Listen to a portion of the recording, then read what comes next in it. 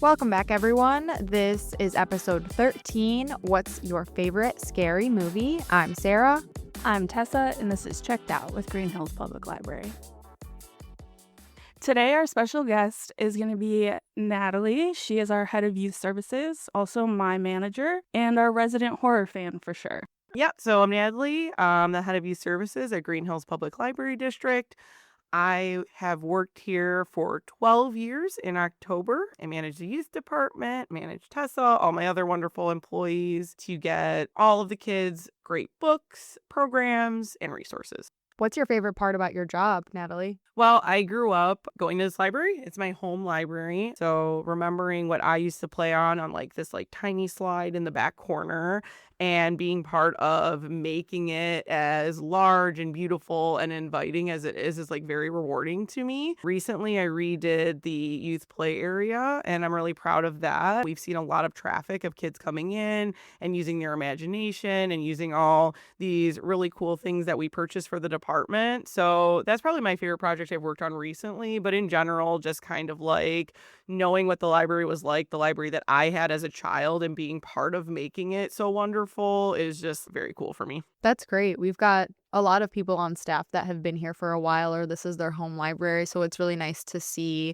them give back to the library that brought them up. Yeah, I think it's really interesting. I don't know a lot of other libraries where so many people grew up coming to the library that they ended up working at. Maybe that just says a lot about how wonderful our community is and that we really want to stay here even after we move on and grow up and move away and start our life. There's something that always draws us back to Green Hills, and I think that's really special. So your day job is a little bit different than the media that you like to consume regularly. You normally work with the youth, but in your free time, you are watching horror films.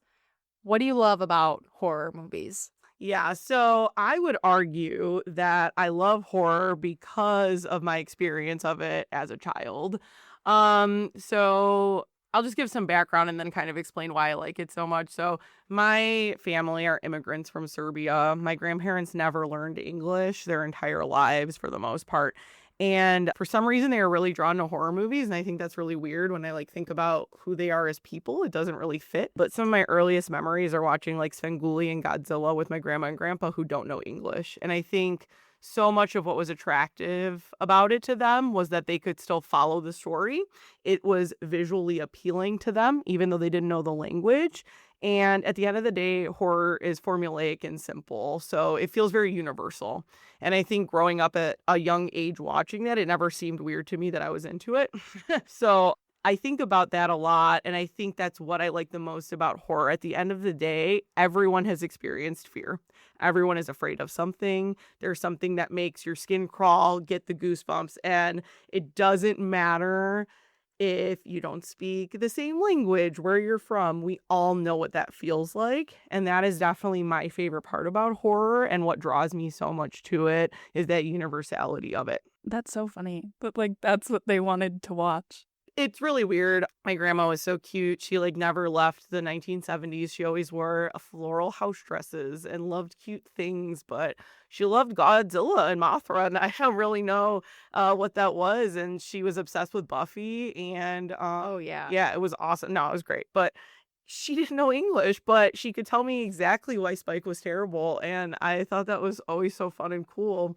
And staying there in the summer, we would sleep over for a week, literally watching monster movies with my grandparents who wouldn't let us even really watch TV otherwise.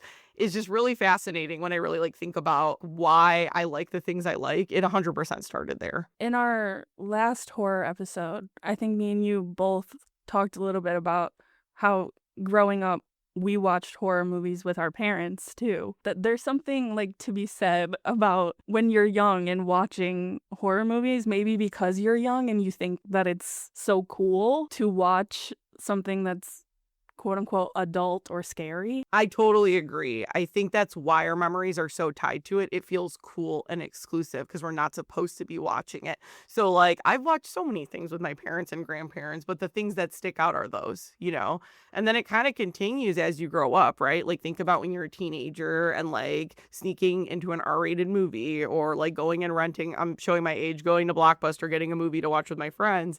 we used to do that when we weren't supposed to. Then we'd find a way how to get a Ouija board. And it all just felt very communal and secret. And I think that is really appealing when you're a kid. And we are all always trying to appease our inner child. So those are my great memories. As an adult, I'm still going to keep consuming those things. So horror's just been like a lifelong love for me. And I think just like being able to connect with my grandparents over something like that was so weird in the best way. And I think that's why it like stuck so much for me. So you mentioned that you watched Godzilla with your grandparents. Is that like one of your first experiences with a horror movie? I'm trying to think. Probably. Like the first Godzilla is probably one of the older memories I can think of. Frankenstein 2. A core memory is watching Scream with my dad, which, you know, he went and rented it. And Scream came out in 1996. So I was 5. And he was like, this is what we're watching tonight. And he used to put his hand in front of my face with his fingers open so I could still see. So if my mom walked in, she wouldn't get mad. My dad's the best. And yeah, that's a really scary memory. I was pretty afraid of that movie. But it became this weird secret with me and my dad. And then some other really big core memories are watching Tales from the Crypt with him when I was about the same age. He would let me stay up and we would secretly watch it. And I used to dance to the Tales from the Crypt theme song when I'm like 5 or 6, like watching just like very gory HBO level horror with my father. I don't know. You know what though? Like, youth librarian, I am not promoting you do this with your children. That is not what I'm saying here. However, it's a very good memory, and my dad and I are very close, and we like the same things. So it is nice. Not suggested, but it ended up good for me. So Yeah, you never forget your first. No. Mine was Jeepers Creepers. Oh, like yeah.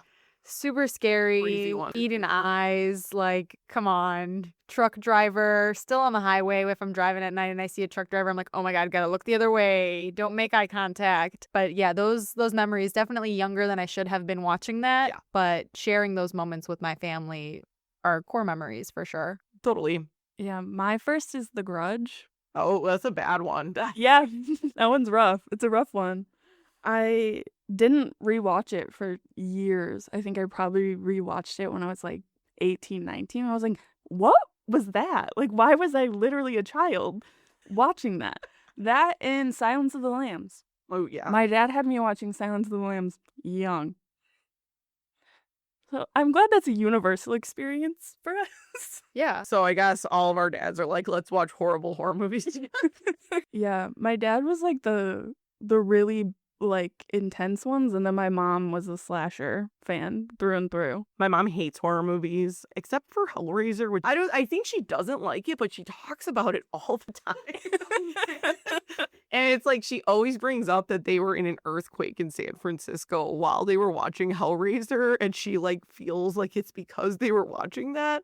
She like tells me this story all the time, and but she hates horror movies. She doesn't understand the appeal, and I think that's part of why my dad and I have this like weird bond, because it was this thing where like no one else in our household wanted to watch these things, so we did it together. My brother's not a fan either, so yeah, I always found that really fascinating. It's like a pretty hard divide in the household. I wasn't a fan of horror for a very long time. Like growing up, I didn't really have that experience where I was really attracted to it. It kind of came on as I got older and started realizing, oh wait, there's like a real story being told here. It's not me just being freaked out and scared.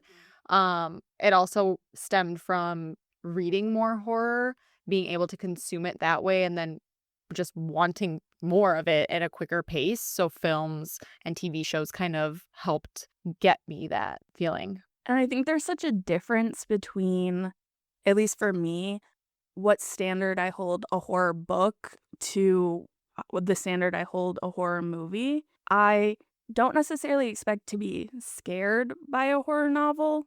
I feel it's kind of hard to, like, I'll get freaked out, I'll be uncomfortable, like a little uneasy, but to be like actual like fear, I don't really have that when I'm reading a page in a book. But movies, like I do, there's different levels. I feel like we'll probably talk about that at some point in this episode. There's a difference between when you're watching something for it being campy, or you're watching for complete jump scares, or if you're watching Hereditary and you are uneasy for 7 days after.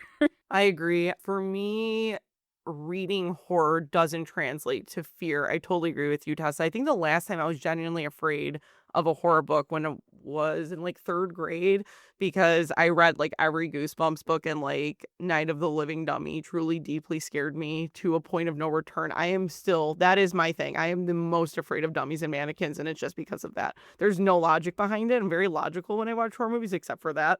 And that's, I think, the literal last time I was actually afraid, because it feels more story driven. And so I'm more looking for those like story elements when it comes to like horror novels.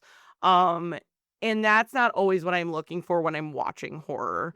Like Tessa mentioned, there are so many different subgenres of horror.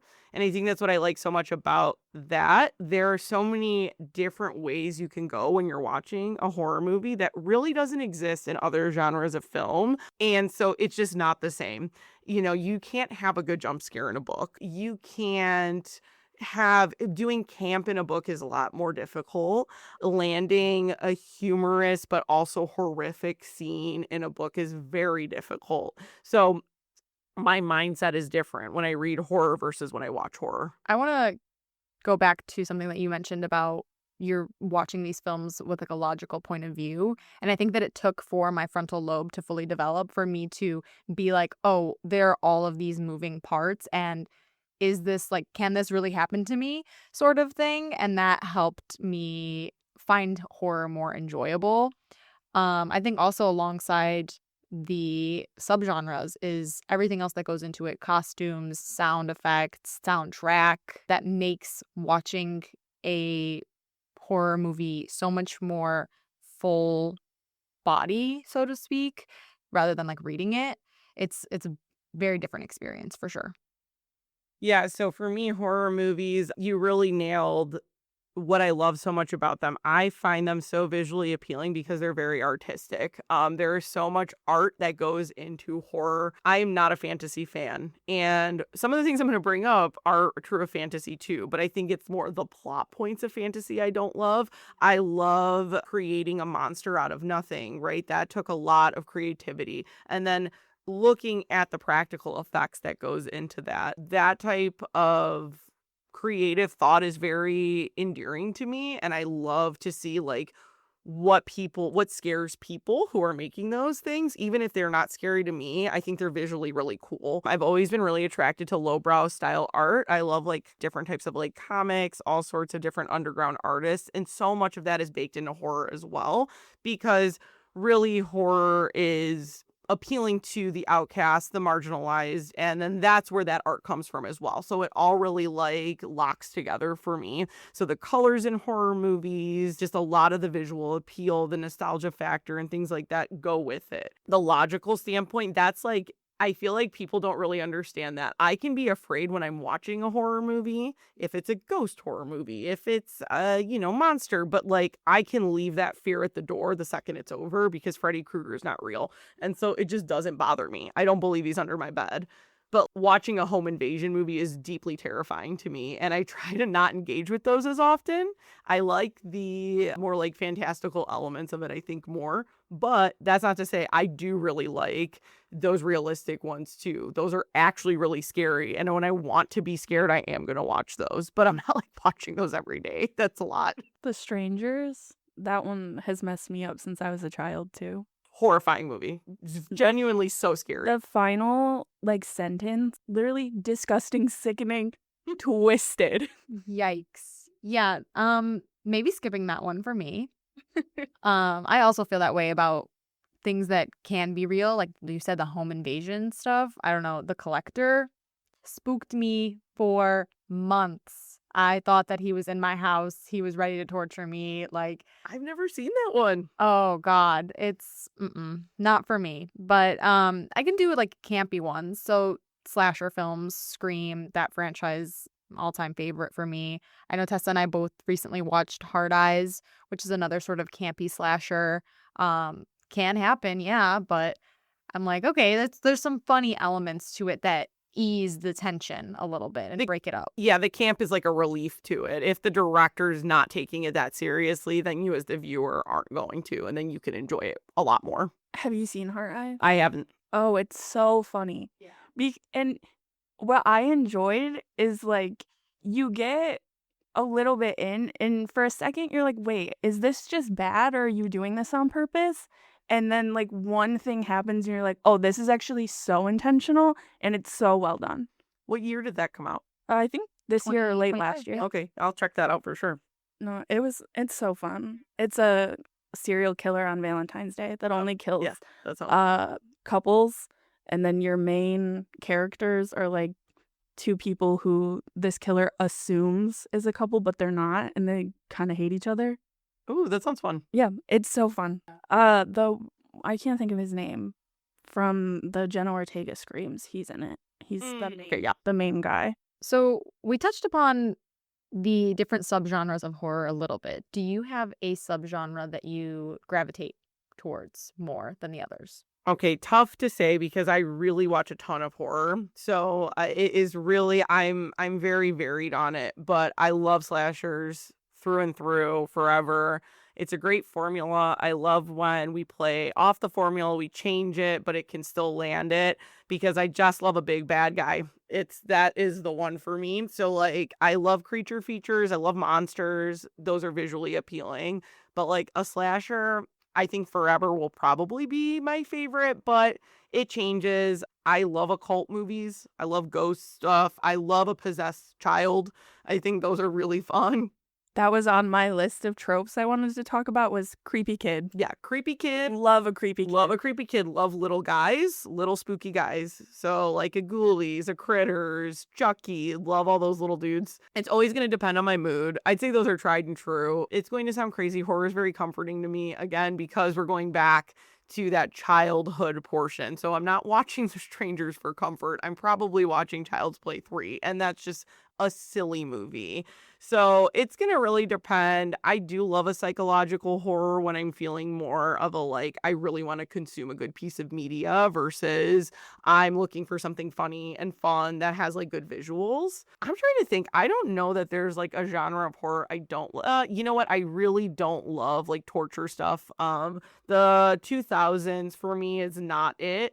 We go way too far into that. That is not enjoyable for me when I watch those things. One, they're usually really grim looking settings. So that visual appeal I talked about earlier isn't there.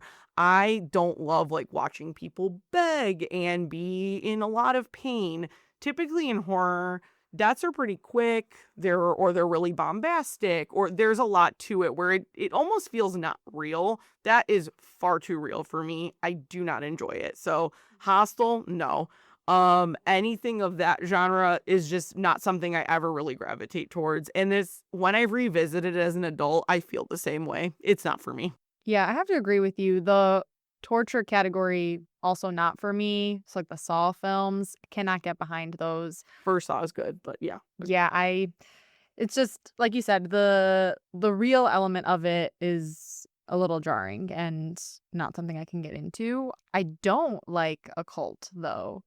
Yeah. Are you superstitious? No, I don't know. I don't see the appeal. Like, really? Yeah. Okay. Of someone being possessed or like the demonic possession of it all. Like, yeah. Mm-hmm. For me, there's no appeal there. But okay. I totally get it. And the appeal, I think, is instead of the monster, the person you love is the monster. Mm-hmm. And it's not because they're evil. And I think that is what is a really good element of it. It's like, it's not them, but they're doing these horrific things. So that struggle is interesting for me to watch. And I mean, I just, whatever. I do like a head spinning around, a spider walking person from just like the goofy perspective. But I think like that is appealing to me. I just also meant like I like ghost movies a lot, like where we're like summoning something. Conjuring movies, I think they're fun. It's very classic to me. But like when we talk about occult stuff and you have to think about some of the things like The Exorcist and like what that did culturally for film and just in general, the fear, the satanic panic that came with it and things like that. I also find horror really interesting. in how it's caused these cultural waves, and occult movies are a huge part of that for sure. No, the historic element of it is definitely interesting to look at when you look at what's going on in current events and the movies that are being put out. It's like, what is influencing what there? So that's like an interesting take on it for sure. Yeah, horror coincides with social commentary so well. And it will honestly show you that history repeats itself as you see requels and things that are being remade or twisted a little bit differently, but the core emotion that you're supposed to feel at the end of it is always going to be the same thing. And you might think society has changed in a certain way, but to our core, like you said earlier, we all know fear. We all have our different relationships with being scared and what makes us scared. And yeah, like it's just always going to prevail, I think. It's always going to come back around. The idea of horror being like social commentary is pretty interesting. We've seen like a bit of a resurgence of that in recent years with Jordan Peele's like Get Out, The Substance, Mother, things like that are kind of serving as like commentary on our society. And I think that those are equally as scary, if not scarier, than our slasher film or the occult film, because they're things that are based in reality. Yeah, when I was in college, I took a film class and we really kind of dissected that. And really, most horror, even some of the silliest, is part of social commentary. And I think when we go back to that universal take, right, fear.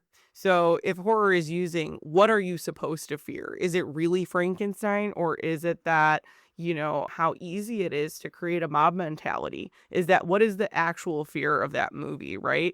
And so, same thing with Get Out. Like, what is the fear? It's this racism and, this overarching black cloud that is still on society. So I think the reason that horror is so successful at social commentary without people feeling like it's like ham-fisted or it's too much is because we're playing on these emotions that everyone has, and you're using these really great devices to show people what is horrific about this. And even if it's fun and even if there's funny elements and things, at the end of the day, just like Tessa said, that core feeling, that's what you're left with. And it is really effective. When you look at Hereditary, I mean, that is severe family trauma. And that one is a little less hidden. It's obvious that's what the movie's about. But when you're like watching it play out, you're watching this family fall apart. Like, I remember leaving that theater with my friend just silent. Like, we were dead silent after we watched that movie. It really affected me and it made me think about things in a different way. And because, there's a woman floating and they're doing seances, you're looking at it as a point of entertainment. But then when you go to think about it later, that's what's left. And I think that is really interesting to me. And it's something I've always loved about it. Like, you can have fun with something and you can still really learn something, and you could kind of look at how it, what is it saying about society and what is it saying about the people around me? And there's that residual thought when I watch a horror movie for sure. Going off Hereditary, me and Natalie talk about it frequently. We're both big fans. You haven't seen it, but you have seen Midsommar, right? Okay. Yeah. What you prefer Hereditary? 100%. Okay. Midsommar's great, but I like Hereditary way more. Okay. But I think you would not prefer it. Interesting. Well, because there is like a paranormal aspect of it. Midsommar visually, such a pretty movie. But one that lives rent-free in my head is the scene of the head hitting the rock. And we were briefly talking about it earlier too. The hesitation for the 15 seconds that it is, and just like leaving you to sit with the fact that you just watched that happen, and he just leaves the camera there.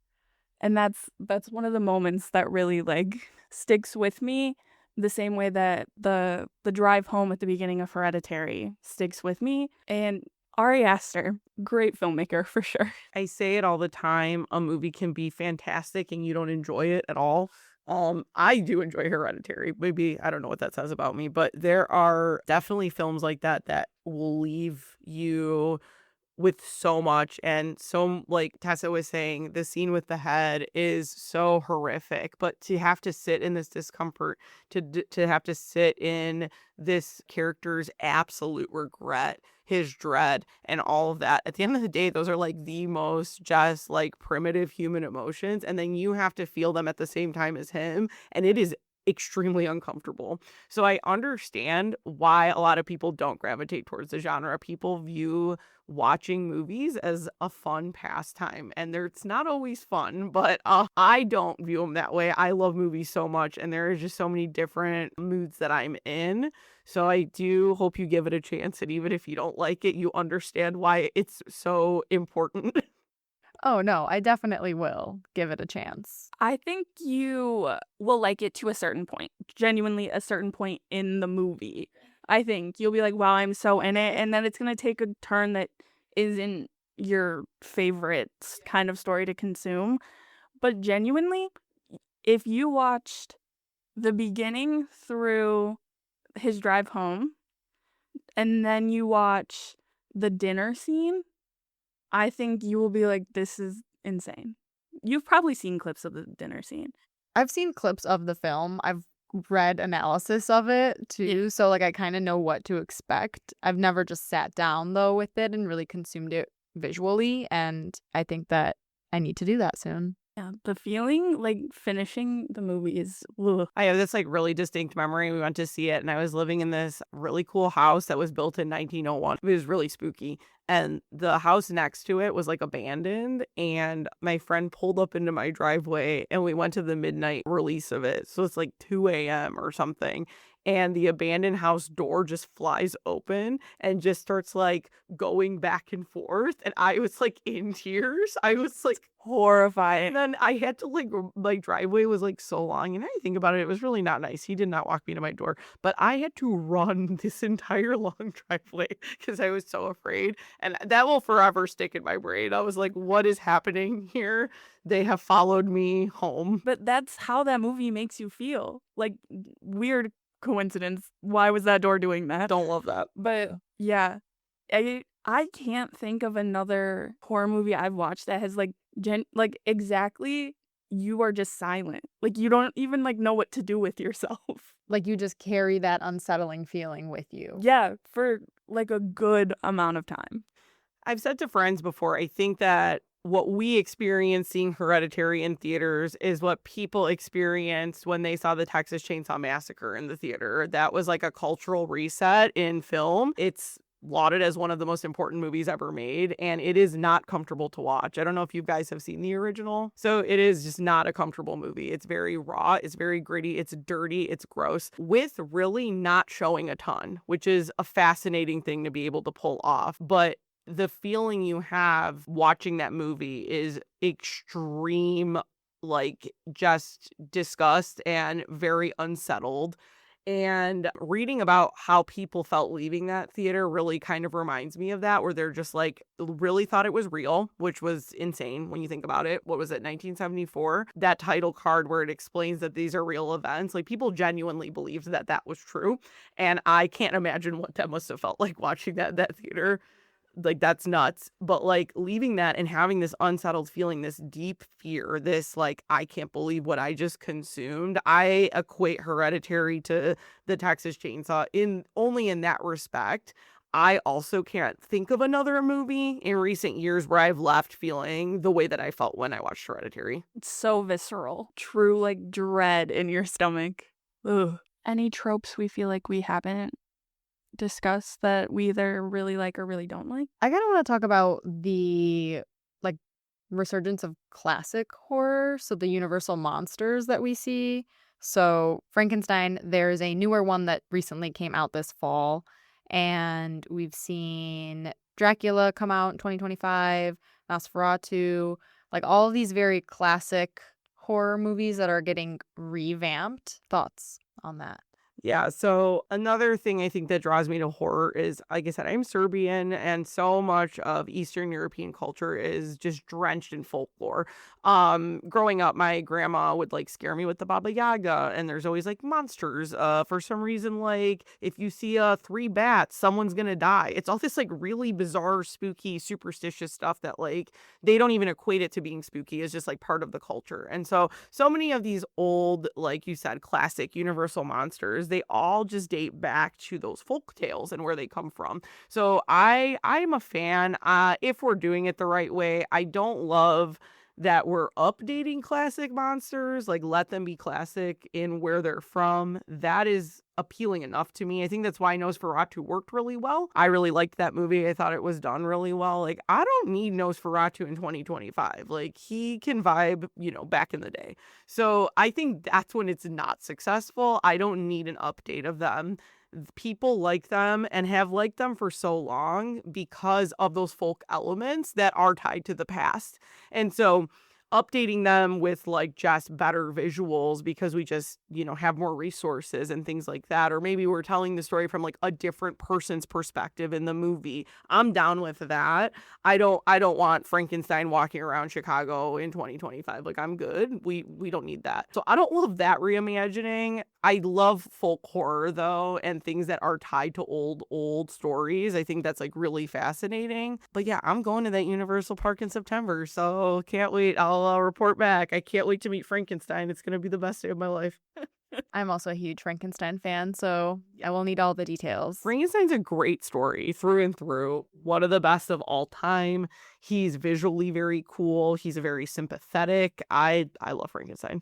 Agreed. Speaking of Universal Monsters, quick shout out to one of our upcoming programs in late October. We have a Universal Monsters program that is given by a guest speaker. It will be October 23rd from 6:30 to 7:30 p.m. and you are still able to register when you are listening to this. I kind of want to talk about the so bad it's good genre of horror because I think it's the only genre that has that, if I'm going to be honest.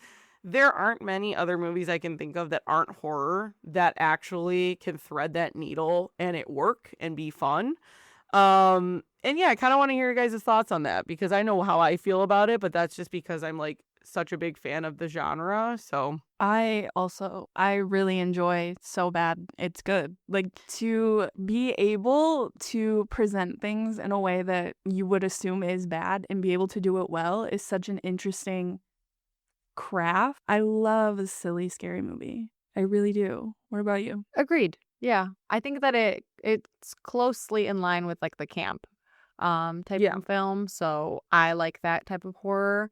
And so I think that, again, being able to take something and it be so bad that it's good is impressive. I think the only way it works, though, is if the people do not understand that it's bad. And that is a huge thing. So I've watched movies where they're setting out to make us so bad it's good, and it's absolute trash. It doesn't work. It's not funny. I think for me, how you know it's doing it is because I don't know, maybe I have like a bleeding heart for people who make any version of art, even if it's like not good. I think like putting yourself out there is really difficult, and that's just like very cool. And I find it endearing that this like group of people read the script of like a movie like Troll 2, which is like the worst thing I've ever watched, and they're like, honestly, let's go. This is the one. Yeah. And they're all somehow like 30 people have agreed that they're gonna make this thing together, and they're like not good actors, but they're like, you got it, you're cheering. They're like making things out of cardboard, and there's like something about that like it's very funny when you watch it, and that is why people are still watching them to this day.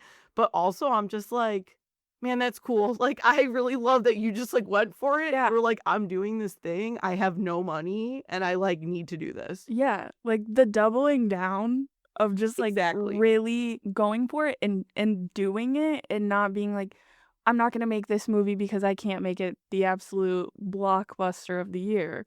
But to still do it, yeah, like the confidence behind it, I have to admire. Exactly. I think for me, my perspective kind of changed on those. Have you guys ever seen the documentary American Movie? It's really great. You should definitely watch it. And don't quote me, but I think it's set in 1997. And it's just this guy, and he is dead set on making a horror movie called Coven, or he calls it Coven, whatever, it's Coven. And the director is a dude who was in school with him who just found him fascinating. And he was like, can I film you trying to do this? And it's this like slice of life documentary. And you're watching essentially what we're talking about. This guy, like, he has this idea, he's broke, he doesn't have money, but he has friends, and they just like, we're going to do this thing. We have to do this thing. And honestly, it is one of my favorite movies because it truly is so inspiring. I think it is like one of the most inspiring movies I've ever watched, watching people who have pretty much nothing materializing their art. And it's very, very cool. You should check it out. But I feel like watching that will put a new lens on things that maybe aren't always great, because you just see how much people care and why they want to make it. And it's really a great movie. It's a dedication to the craft, and that's really honorable. And it's nice to see that play out on screen. So that's interesting to me. I'll take a look at that. I think that's another difference that I see with reading horror versus watching horror. Because to write a good horror novel, truly, all you need to be able to do is write well. And to make a good horror film, you need to have so many more things. You have to be able to do practical effects. You can paint the picture with words far easier than you can on the big screen. And so I think that is also why my caliber when I read horror is so different. I totally agree with you. I think it's fascinating that to make a horror movie, just like you said, you need to be able to do all these things. Yet, it's one of the only genres where there are so many low budget movies. And so it's like, I don't know what that is. I think it's that passion drives people to be more creative and try their best to make something out of nothing. I can't really think, I mean, maybe I'm wrong, but I can't really think of too many other genres besides like an indie mumblecore, meet cute thing that is so low budget and can still be successful. Can't really do that with action. Fantasy's a no-go. I mean, it's romance. It happens, but you know what I mean? That goes more into that indie romance type thing. So it's really interesting to me because I agree with you. To write that book, you just need to know how to write. You have to have so many other skills for the horror movie. What are your thoughts on horror movie parodies? Oh, like Scary Movie? Yeah. I don't know. I feel like the first Scary Movie's funny. What are other horror movie parodies? I can't even think of them. I don't really like parody movies, honestly. Yeah, parody movies in general are like just bad usually. Not Another Teen Movie's pretty good though. I'm gonna be honest. Yeah. It's a good one. I'm always down for something silly, but I think I'm just like not a fan of like essentially clip shows, and that's what like a parody movie is. So it's not my favorite. I think that a lot of like campy horror films have an element of making fun of itself that I don't think we need the parody movie. I think within the genre, it's well done, and the commentary on horror conventions of the story can be done without it being a scary movie. Very true. Scream was so revolutionary because it was like the first movie to be self-referential and to make fun of itself while still being scary, very gory, have a good story, have great villains. It really toes the line well. I think that's what I like a lot more. Fear Street does that a lot too. It's funny because that was so revolutionary back then, and now just most modern horror does it in some way. Where, doing the referential treatment and, wink, wink, nudge, nudge to this slasher, this, campy movie, it kind of just bakes it into the genre now. Yeah, I love seeing that because I love the call outs to the other horror movies and being like, oh, I watched that, so I get this. So it's always nice to see that. How do you feel about franchises? Because you mentioned Scream. There's a few other ones like Halloween. Personally, not something I love. They occasionally do one movie well out of the franchise. Okay, so franchises are all about mindsets, all right? I'm not watching those because I think I'm getting 10 great movies. I'm watching them because I want to visit my boy Freddy Krueger. And that's kind of really how you have to think about those. I will tell you, certain franchises do it way better. Halloween, I'd say of all the big bad boys, Halloween is the worst franchise, hands down. Agreed. Hands down. First one of the best movies of all time. Second one, Third one is good. Everything else is pretty much garbage. Yeah. 2018's okay. We can go here, but it's interesting because Michael Myers is such a stamp on popular culture that it's fascinating that there are, don't quote me, probably 10 plus Halloween movies, and most of them are terrible in every way. Whereas like Friday the 13th, far more consistent, because, Friday the 13th is not an amazing movie. It's a formulaic slasher. So, like, honestly, I like most of those. I'd say when we're going into space, we're not doing well anymore. That was crazy. Be honest, I still like it, but it's just because it makes me laugh. I couldn't get. It's funny. It's stupid. Like, It is. that's what I mean. Yeah. The mindset thing. Like, I'm not watching that to be scared. Why are we sending him to space? At some point, every horror villain gets sent somewhere off. It's space. It's hell. They must leave Earth in some way. So at some point, the franchise will get there. Nightmare on Elm Street. Freddy Krueger is my favorite bad guy, I would say. I guess he's a monster guy, whatever. I don't know what to call him, but he's probably my favorite. And I think that's because he encapsulates all the things I like about horror. The first Nightmare on Elm Street is genuinely a good movie. It is scary. The concept, horrifying. As a child, like, you can't go to bed or he's going to come in your dreams. And like, when you're a kid, what do you do when you're scared? You close your eyes. So now there's nowhere to hide. That is intensely scary when you think about it. The practical effects of that movie are insane in every way. The blood from the ceiling, nuts. If you haven't, please watch how they did it. It's absolutely mind-blowing. The dedication to make that scene work is nuts. And then we go into camp and I love it. It works really well for me. I think Freddy is stupid and funny in the best way. He's stylish. He changes his outfits. He's wearing a suit. Now he's a chef. He's on the beach. I love it. I want to see all of it. But the kills are still good and the stories still work for me. It's really unique in that franchise. For the third movie, in my opinion, is the best one because it is scary, but also camp at the same time. It's probably the one that does that the best. Dream Warriors. It absolutely rules because it's kids who are put in a mental institution and they decide to fight back. So it's also kind of empowering. I think it's very cool. The visuals in that one are the best. I mean, he has syringes for fingers. He's coming out of a TV. It's just killer. It's a great movie. Things get dicey when there's a Freddy baby for some reason. It's a mess. Then we get Freddy versus Jason crazy. Truly. That's crazy. It's always crazy to me when we hit that. Yeah.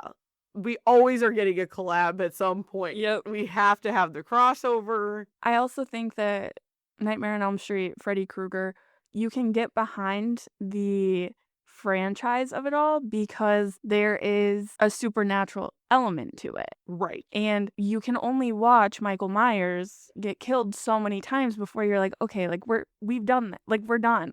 We're done. Right. He can't keep getting up. We can't be Like, he's 20 old movies now. deep. He's tired and old. Yeah, and Michael doesn't talk. So there's also so much you can really do. And I really, the first Halloween is a perfect movie in my opinion. So I mean, there's only so much you can do with Michael if you're not touching on the supernatural, and he is supposed to be supernatural and we don't go into it enough for that to be established. So it's messy. Texas Chainsaw Massacre, absolutely terrible franchise. First movie, obviously one of the most important films in terms of cinema. Second one, absolutely love it. Top tier movie. Toby Hooper does that one, so he's the director of the first one, and he knew that he could never match what he did with Texas Chainsaw, so he made it campy and crazy and funny, and I think it is the best way to do a sequel to that movie. It is so fun, so crazy, just bombastic. Absolutely works. From then on, we go back to trying to be scary and it just is a mess. And so we kind of ruin it with horror, I think, when we reveal too much. I think that's where a lot of franchises fail. Like, I don't need to know every part of Jigsaw. That's crazy. It doesn't matter. And so, yeah, I think that's where we get slippery. So I think the other thing that's really fascinating to me about horror is it is one of the genres that outcast and marginalized communities tend to gravitate towards. And I think that that's really interesting because on the surface, a lot of people will say that horror is misogynist, and there are definitely instances of it. I'm not going to sit here and tell you that's not true. It is. But so are all forms of media. So it's unfair critique, I would say, if we're looking back in time, because most things back in time were misogynist.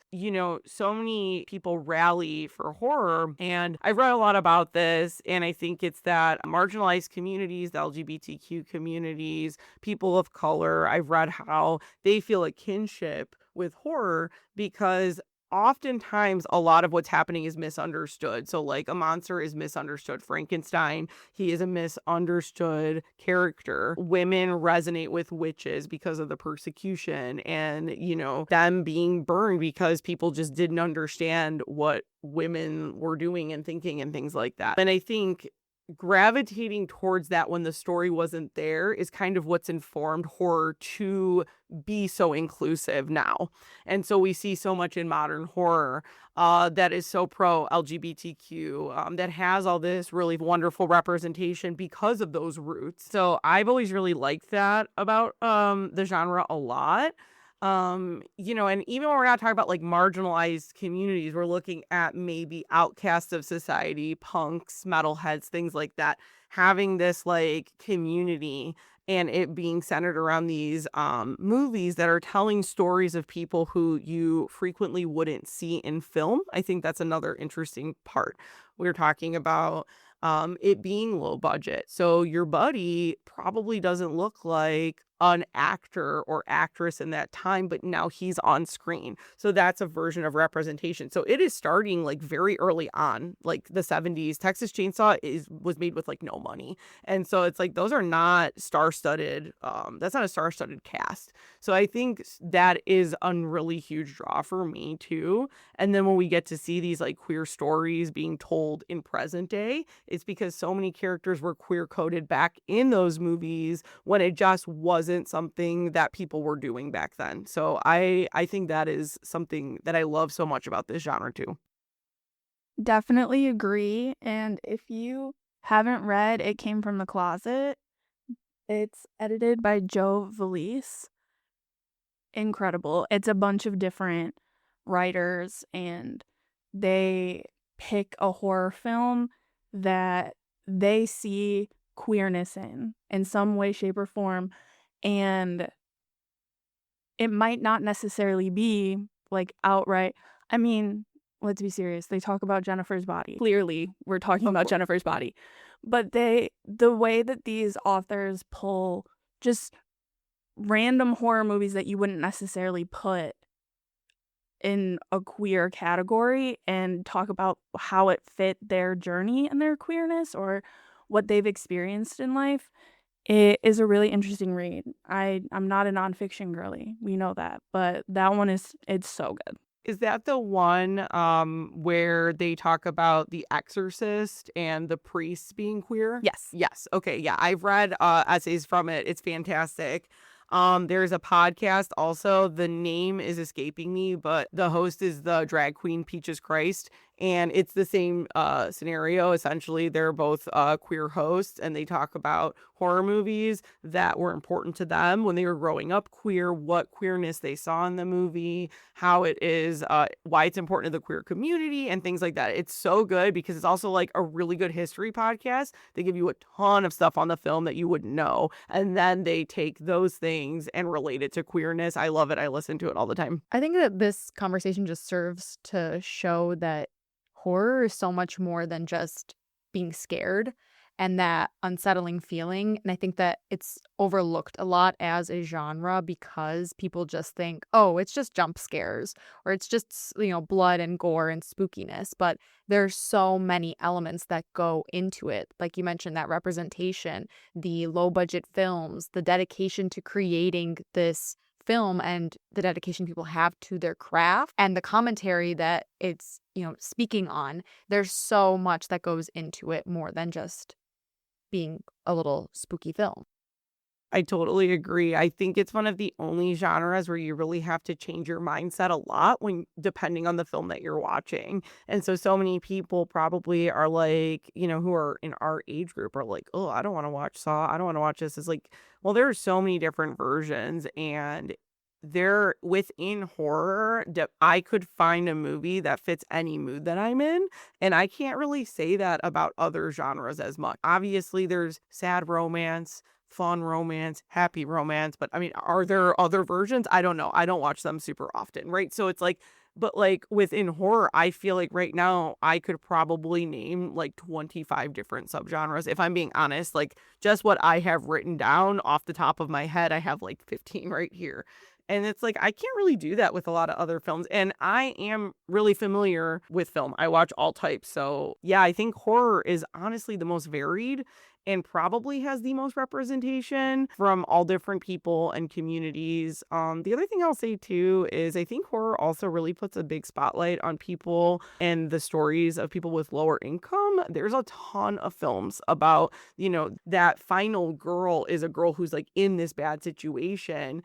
And it's almost like at first framed like, oh, well, it's going to happen to her because, she's living in this terrible, seedy apartment and she doesn't have any money and XYZ. And then she overcomes it and she wins at the end. And so, like, I don't see that story very often. It's usually like a problem story about how this person gets, riches or a job. But it's like, that's not what it is. It's like, this is who I am. This is the situation I'm in, but I'm still strong and I'm still powerful and I can still win. And she didn't have to change her whole life. That's just who she is as a person. And I also really like that. I think it's it's the most recent Evil Dead Rise. She lives in this like seedy apartment building and is very, very strong. And like I said, that's in a ton of horror movies. I can't really think of too many other films that, give the character that type of power when they don't have the equipment to have the power. That's just another factor that makes horror so universal is because they're in these horrible situations where, be it creature feature, be it a demon, their next door neighbor, at the end of the day, it truly boils down to those characters. And nothing else matters. Their job doesn't matter. Where they live doesn't matter.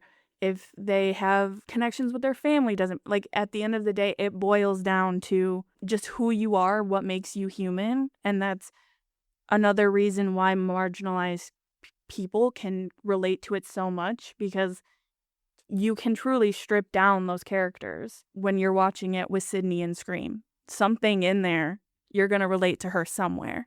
And you can do that with so many horror characters. I think that's such a good point. Yeah, it really sums it up.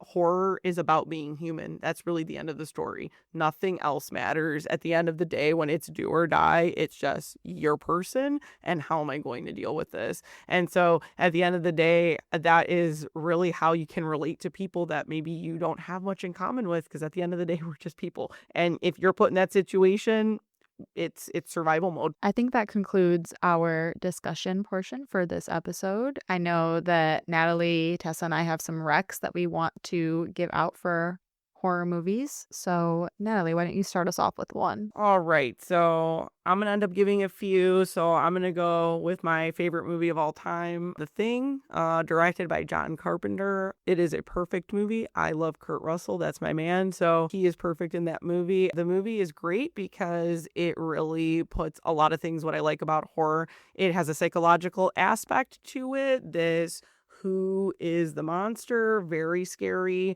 There's amazing practical effects, really scary, gross monsters, desolate. I absolutely love that movie. If you haven't seen it, you need to watch it immediately. Okay, you all might laugh, but I'm going to go with Van Helsing.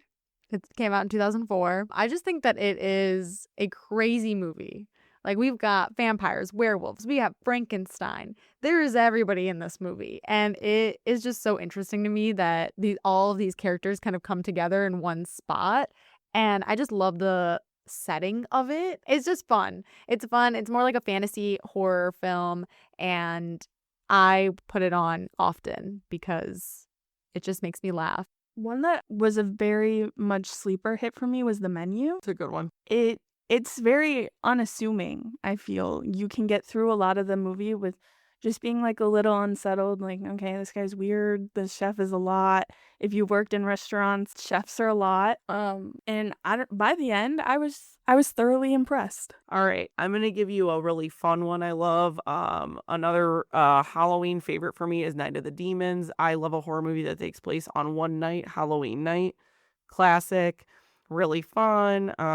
Angela is having a party and you're invited, and it's in this really scary haunted house essentially, and chaos ensues. And so like I said, I love the nostalgia. I love how Halloween looks on film. So that in a horror movie for me, I watch it every Halloween. Okay, so I have a newer one, Sinners, that recently came out. The best. I have some qualms with it. No. Absolutely disagree. The whole podcast episode will argue about it. I can't even hear that. But I do recommend it. I think that it's a beautifully filmed movie. I think that the soundtrack is fantastic. The storyline is really great. I would love to see more of it. I wanted expanded on. There were a lot of plot lines there that I felt we could have dived deeper in on. Natalie's shaking her head here. No. Sinners is a literal perfect movie. Sinners is a beautiful masterpiece. I live and die by that movie. It is fantastic. I'm joking. There are things, sure, but I just think for 2025, for that movie to come out, it absolutely rips. Amazing musical elements, the fights, everything about it. The costuming, I love it. 10 million out of 10. Yeah, I'm with you there on a lot of that. What's the qualms? The qualms was just I needed more expansion on some plot points here. I think that's the fantasy girl in you. It's not for that movie. I don't think we need that. That's fair. It is a long movie. I think it needed to be longer. That's crazy. It's like a short story when you just want more of the short story. Well, because you love the movie so much, so you just want to see. No, I mean I'm recommending it. So yeah, I did enjoy it. One movie that I don't think needs a sequel is Ready or Not. The concept of a game, I like it in most stories in general. I don't really care about the genre. I think games, competitions, again, it's a universal feeling. We all know how it feels to play a game, to compete in some sort of way, whether it's with someone else or yourself. And I think to put it in a horror movie where like this family is just like, we must play some sort of deadly game. They have, in fact, many options. And you get hide and seek, and it's a lot of fun.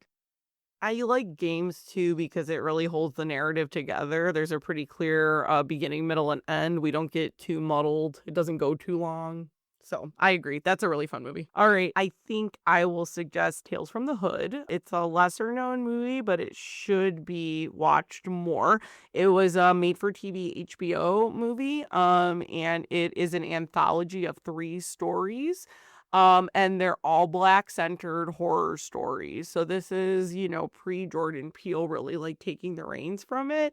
I think it is so good. It is super, super fun with still really making great commentary on race and different forms of racism and, the Black experience, but really towing that line of it still being fun and having a sense of camp, this like weird little doll that's in it. I really love an anthology, even if they're not great. It's great to have these quick little stories.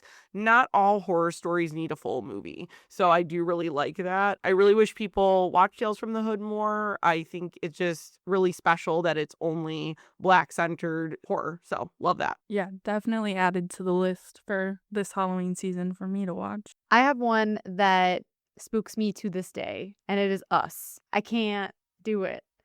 I am recommending it just because it scares me. Like the concept of it is absolutely terrifying. That there are like copies of you that exist in the world, and and that's just like it's spooky to me. So that's all I can say. If I think about it too much, I'll have nightmares. I'm not a huge fan of it, but I get the unease for sure. I agree. I think visually it's cool. It gets lost in the sauce for sure. Mm-hmm. And you guys are younger than me, but new metal really took hold of my adolescence, and then it really bled into movies, and it felt too new metal for me. Like there's like a kid barking, things are on fire for no reason. There were parts that were just like too much like a Korn music video, and I just like couldn't get down with it. And that's just like, again, that's I think my residual, like I'm tired of seeing this all my teen years. I was like, what is going on right now? My next one it's a two-parter recommendation, I guess. I think in our horror episode last year when we talked about horror video games, we talked about Until Dawn, one of my all-time favorite video games. However, PlayStation Studios, stick with me, made a movie that is called Until Dawn. It came out this year, semi-recently. It is not the video game, but there is distinct ties, shall we say. But this girl's sister goes missing, and she's trying to find her. It's a group of friends, and they end up at this weird welcome center in the middle of nowhere, and they are trying to survive until dawn, much like the video game. But every time they die, it starts over. And so it's a time loop, which I don't always love. But the way that the storyline of the video game is woven into the consequences for the time loop, which I think that is what I feel is missing a lot of the time in time loop movies, is there is no consequence. And every time these characters are dying, there is a direct consequence, and they only have a certain amount of times before they lose. And it does relate in some way, but it's a weird, it's a cheesy teen-led horror movie, but for what it was, I thought it was really cool, and it was interesting to see how it added to the Until Dawn story. I love that video game, and I was very anti that movie, but hearing that, I'll definitely watch it. I love all of those like story-based like horror games. Same. So yeah, that's gonna go on my list for sure. Yeah, I was pleasantly surprised. All right, I'm going to give two more modern horror movies that genuinely deeply scare me. Blair Witch is one of the scariest movies I've ever watched, and it always will be to me, because even though there is that supernatural occult element to it, getting lost in the forest is like the scariest thing I've ever, like, Yeah. pre the like ghost part, I'm like, this is the scariest thing I've ever seen in my life, and it's just them like walking in circles. Agreed. But like that movie still scares me. I think it is masterful. I love the marketing campaign of actually putting lost posters of the actors, kind of going back to Texas Chainsaw. People genuinely thought it was real. I love a cultural moment. That's perfect. I also really love the movie Autopsy of Jane Doe. Fantastic. Perfect haunted house movie. It's great. It's super scary. It's awesome. That movie is so good. It's so simple, and I think that's what makes it so good. I will say, like, circling back to the Blair Witch, I'm not a fan of the cult, as we know, but something about the footage, like the found footage, we were talking about this earlier, Tessa, like that's cool to me. That is such a choice that needs to be used more, I think. I think they're fun. Paranormal Activity, genuinely very scary movie. Amazing memory in college when that movie came out. I think I was a freshman, and everyone in the dorm went to see the movie, and it was a packed theater, and I will never forget that theater experience. Screams like you've never heard. No one slept that night. Pure fun. It was so much fun. Yeah, I love Paranormal Activity 2 specifically. I'm going to shout out Final Destination. I just watched literally all of them, including the new one. Someone has a premonition of how everyone's going to die. They save people. Those people die in that order in crazy accidents. Okay. Love that. So fun. Great. The only thing that I remember from the Final Destination movies is the tanning bed situation. Tanning behind the logs. I do not go behind those cars. Everyone's got one. Mine's the gymnast in the fifth one. Final Destination Bloodlines. Surprisingly, very good. Kept the same vibe of a little bit camp, a little bit silly, but actually had like a pretty good storyline. So sticking with like newer movie, I think it's horror adjacent. It's a psychological horror. I saw The TV Glow is fantastic. I absolutely loved it. It was very, very sad too. And it's like a A24, and it's like two teens who are kind of like outcasts, and they watch essentially like a Are You Afraid of the Dark show together all the time. And then it's like this show doesn't exist, and it kind of jumps timelines. And I'm not going to reveal really like what the message of this movie is, but it's a queer psychological horror movie, and it is beautiful. It made me cry. It's great. I got you. Rapid fire. Killer Clowns from Outer Space. One of the most fun movies of all time. I could watch it once a week, okay? Shorty, the little green clown, popcorn guns, cotton candy. It's perfect. I love it. Amazing practical effects. Let's go. Hellraiser. Absolutely love it. Like my mom. Pinhead. Cool character. I love the Cenobites. They're very scary. It feels a little dated. It's a little like 90s Nine Inch Nails, but it all comes from somewhere. And that was the blueprint for every goth person to come. And I just like love that. Let's see. For another modern one, Green Room is a really cool punk A24 movie before A24 was huge. It is a punk band gets trapped with a Nazi punk band, and it's fight to the death. It absolutely rules. I love it so much. People don't know about like punk history and punk commentary. It's a really good quick history lesson, and then we jump right into horror. I'm going to end on Evil Dead 2. I think Evil Dead and Sam Raimi are a perfect meddling of all the things that are great about horror. Funny, amazing practical effects, actually scary, a lot of good lore, amazing world building. Yeah, that's what I got. Thank you so much for joining us today, Natalie. We loved having your perspective on horror films, why you love them, and some of your favorite ones. Yeah, it was really fun. I love talking about movies and horror in general, so I love giving recommendations. It was great. Okay, now time for our book club pick of the month. We both read Soul Searching by Lila Sage. We had advanced readers' copies. And I will say that Lila Sage is usually hit or miss for me. I tend to have a hard time with the first book that she releases in a series, and I struggled with this a lot. I thought the premise was really cool, but I felt that we could have done so much more character development. So much more. Truly so much more. I wanted to love it. I like Sweetwater Peak as a setting way more than I like Meadowlark. Agreed. Just because I'm not really a cowboy girl, you know?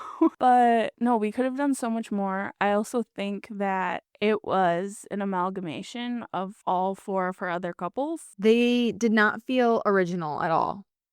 Like building off that. They felt very flat. And another thing I've noticed is there's always another couple or side character situation that I'm more interested in, at least in the first book. So for Done and Dusted, I was waiting for Gus and Teddy's story and on the edge of my seat for that story, and that lived in the forefront of my mind until it was released, and it was the third book in that series. And this time around, I really wanted Clark and Lath's story. Like that, I was waiting to get them on the page. So yeah, I don't know. It was weird. It was fast. I'll give it that. That being said, I do think it was like very, very insta-love going on there. The cover's good. One thing that Lila's always going to give us is a good cover. And this one does not. And this one does not disappoint. Yeah, overall, I gave it a 3, and then I sat on it for a while and I thought about it. And I thought about what I wanted to say in this check-in, and I was like, oh, maybe I actually don't like this. And so I changed it to a 2, and I think that fits a little better. I also gave it a 2, just straight out of the bat, and I'm disappointed because I was looking forward to it.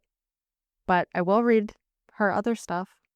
Yeah, I'll read the next Sweetwater Peak book for sure. Yeah. That concludes this episode's book talk. For next month, we are both going to be reading Hot Wax by M.L. Rio, and we will let you know our thoughts. As usual, if you have any questions or recommendations, please send them to us via email at ghpl@greenhillslibrary.org.